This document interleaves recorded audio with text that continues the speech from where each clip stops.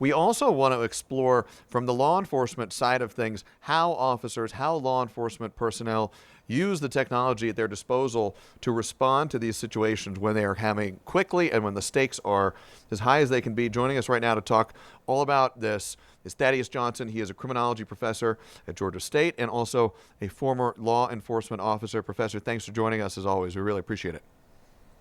No, thank you for having us, and thank you for always covering these and giving voices in important topics. So, Professor, let's get right into it here. When a situation like this is unfolding, an officer is out in their patrol car working in a normal shift, or as normal as a shift can be for somebody working in law enforcement, and a call like this starts coming in.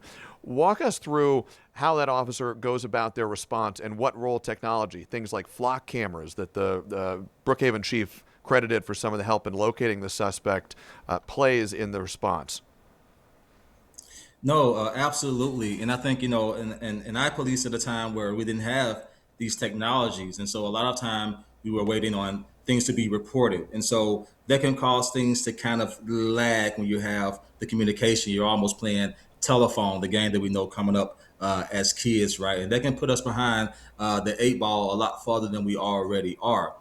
So the first thing you're trying to do is listen to the radio and see where did the initial call go out, what direction were they traveling? Is this a moving crime scene? Do we have victims along the way? Is there a pattern of perhaps where they're funneling or going any type of landmarks or things that may be in that location? But also trying to make sure not only the main route they're on, making sure that we're cutting off the parallel routes. So if it's a particular area like the metro, where there's so many different routes to move and so many busy places. And this is how this technology helps. It helps speed up the process. It allows a supervisor to help be an offensive coordinator of sorts and putting people in the right positions on where they can go. And so it can really be things like eyes in the sky.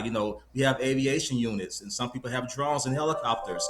Those things are so expensive. This type of technology allows us to have the same bird's eye view of sorts without the expenses or the limits of an aviation unit.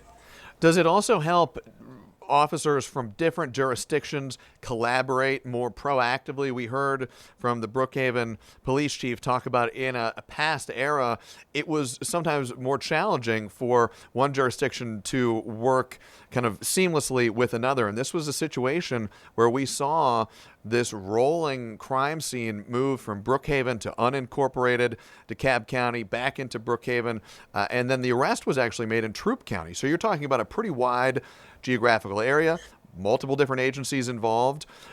Is it a more seamless process now than it perhaps was in past generations of policing?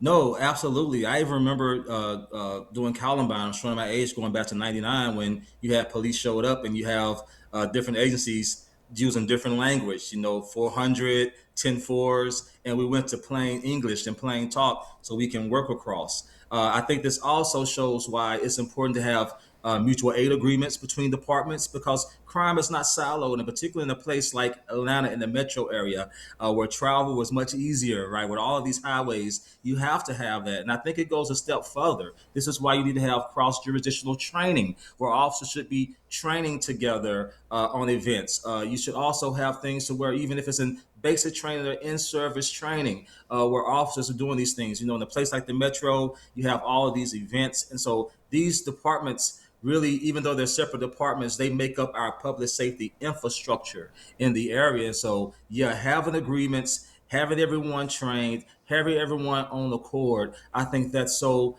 utterly important in these situations because a delay in who's in charge, a delay in information being relayed, or a delay in the fact that we don't have the legal paperwork signed so we can support one another, that can really make things much difficult. This technology helps move that forward, and it's not just between police departments; it's also partnerships with the community. So this is not a police only driven effort. You have partnerships with homeowner associations who allow officers to have access to perhaps images and things like that, or work with law enforcement with real time setup. So this is a whole village approach when it thinks of public safety, particular in a metro area like Atlanta.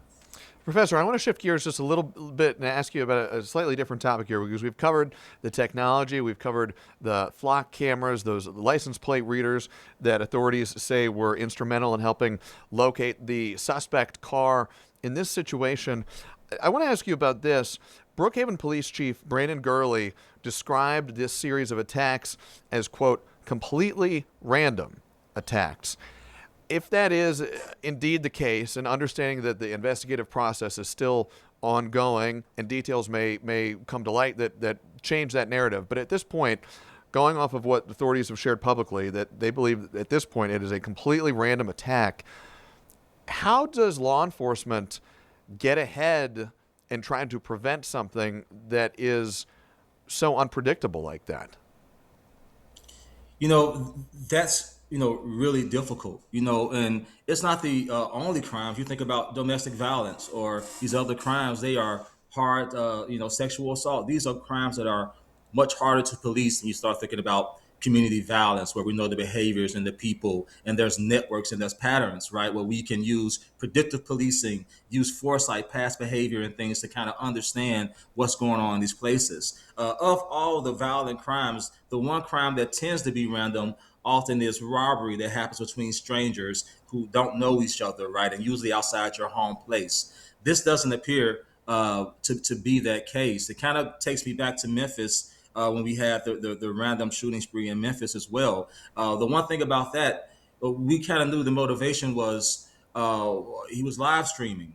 This individual had done social media posts before that may have lend some light to it. And so I think, that's why, being mindful of people around. The police cannot do this alone. If you're friends with someone online, if it's a family member who has behavior that's kind of changed, or they're saying things that doesn't quite make sense, we have to make sure that we advise authorities, the police, behavioral health, someone, that there's some type of red flags, because you can have a million police officers on the streets. We won't be able to combat and prevent every crime along, and that's why we need that inside intel from people that absolutely know. And this makes it scary, but I think the public should know that, that random acts, if this is random, that's a very small part of violent crimes when you consider violent crimes. And this is not the norm, but it can be shocking to the psyche and cause fear to go up. And so all law enforcement are trying to follow intel. If there's social media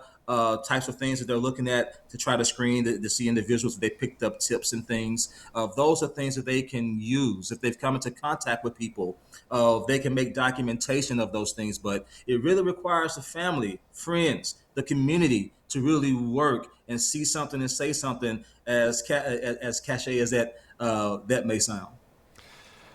Professor Thad Johnson with Georgia State University, we appreciate your time and perspective. As always, thank you very much, sir. Thank you for having me.